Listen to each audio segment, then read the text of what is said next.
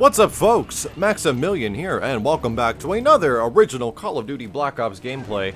We're going to be talking some about Black Ops 2 because today is a very special day. We are 30 days away from the official final release of Black Ops 2. Now, I've been waiting quite some time for this. I know a lot of you guys have as well, so we're going to make this a very special remaining 30 days. What you can expect from me is over the next course of the next month or so, right before the game comes out, I'm going to have multiple videos going up every single week leading up into the release of Black Ops 2. Now, this will include general gameplay commentary, game rundowns, all this kind of stuff. It'll all be gameplay from the original Call of Duty Black Ops and essentially any like fantastical games I've had on that game since we're leading up to the release of Black Ops 2. So if you guys dig this kind of a series and if you want to see more, please let me know. I'll be covering a wide variety of topics. This will be a little bit different than the Black Ops 2 breakdowns, but I just kind of want to talk about stuff that I'm excited about, that's got me thinking, and man, it's that time of the year when a new Call of Duty's coming out and everyone's going to be playing it. It's going to be so much fun. So we got Black Ops 2 coming out really soon. But the thing I wanted to talk about, as this is the first episode of this leading up to the release of Black Ops, is what's gonna break first. So, when it comes to a Call of Duty, man, it's like, these games are awesome, but when you get it into the hands of millions of people, it's like, what's gonna fall apart first? And that's the thing that kind of happened with previous Call of Duties. With Call of Duty 4, the thing that still remains broken is that, like, kill streaks added on to themselves, and you can technically stack kill streaks in COD 4. There were several busted things like the ACOG M4 sniper, things of that nature. The Javelin was a huge problem in Modern Warfare 2. The 1887 shooting like an infinite distance, and OMA Noob Tube still reign terror to this day. In Black Ops, the thing that was really broken at the start was the FAMAS was amazing. It was ridiculously good. The AK-74U was ridiculously good. And the biggest problem with Black Ops at the start, I'd say, was the lag. The lag was definitely a huge issue, but there wasn't, besides like some minor weapon balancing, Black Ops did a pretty good job, and there wasn't anything ridiculously wrong with it.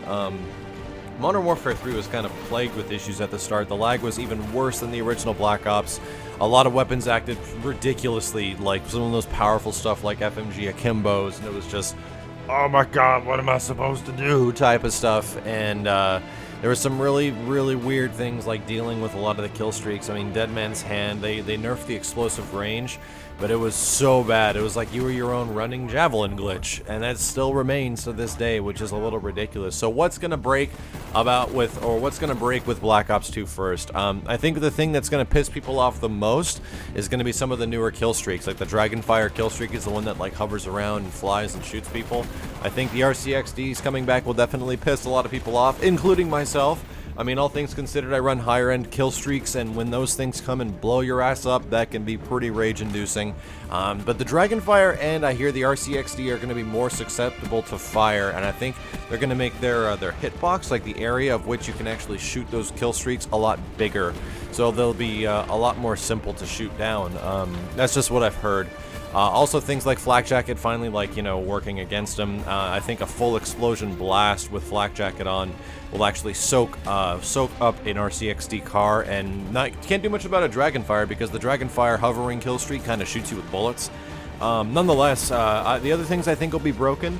I actually think that Treyarch will get weapon balancing right, but I think there's going to be some issues with the maps.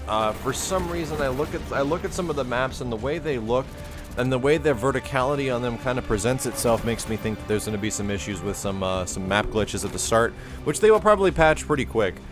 Beside from that, I wouldn't be surprised if an XP glitch or something ridiculous like that comes into effect, but for the love of God, don't do that stuff. They ban people right quick. The biggest thing I'm worried about is something with the kill streak.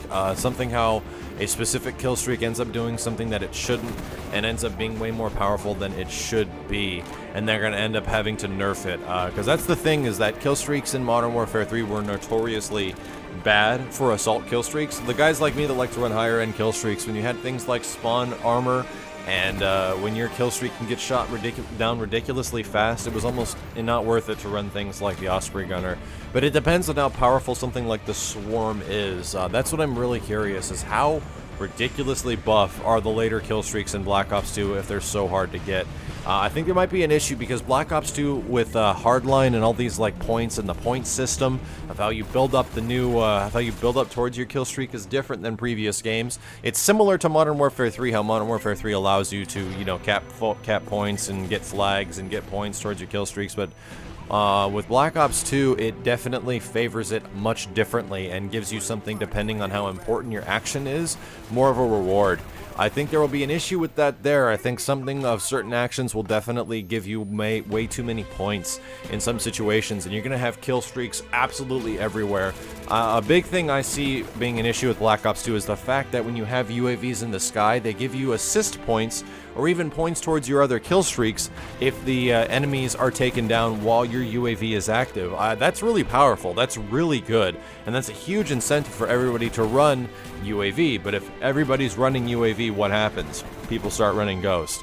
I can see Ghost being powerful in Black Ops 2, even though it's nerfed as hell. It's been nerfed to holy god, and a lot of the issues people have with Ghost are dudes sitting around, you know, camping behind corners and stuff like that. But in general, Ghost and Assassin have been ridiculously powerful perks. In this game, they only do one thing. They just keep you off the radar, and that's it. That's a pretty good way to nerf that perk.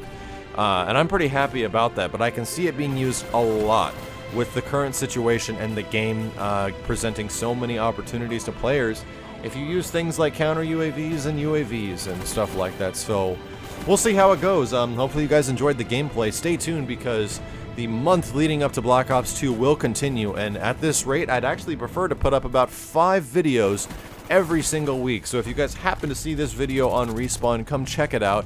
There should be many videos in right now. We're going to take a lot of Black Ops gameplay.